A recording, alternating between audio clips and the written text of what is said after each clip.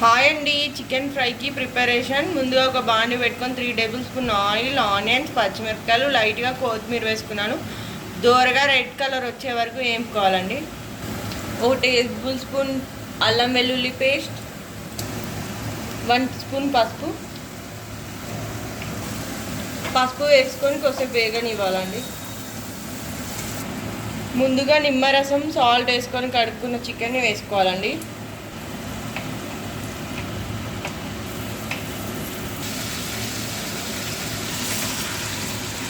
బాగా వేగాలండి ఆయిల్లో ఒక 5 మినిట్స్ 10 మినిట్స్. చికెన్లో ఇలా వాటర్ బయటకు వచ్చే వరకు వేపుకోవాలండి ఫుల్లో పెట్టుకొని స్టవ్. ఇప్పుడు తగినంత కారం,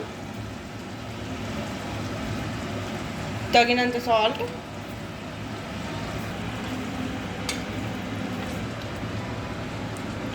ధనియాలు, లవంగాలు, చెక్క, ఇలాచి అవన్నీ కలిపి పొడి చేశానండి. పొడి చేసి పక్కన పెట్టుకున్నాను. వేసుకోవాలి. ఇది బాయిల్ చేసుకోవాలండి. డీప్ ఫ్రై అయిపోయిందండి. ఇప్పుడు కొత్తిమీర వేసుకొని మరొకసారి కలుపుకొని, ఇప్పుడు ముందుగా నెయ్యిలో బాదం వేపుకొని జీడిపప్పు వేపుకొని పక్కన పెట్టుకున్నాను. అవి వేసుకోవాలి.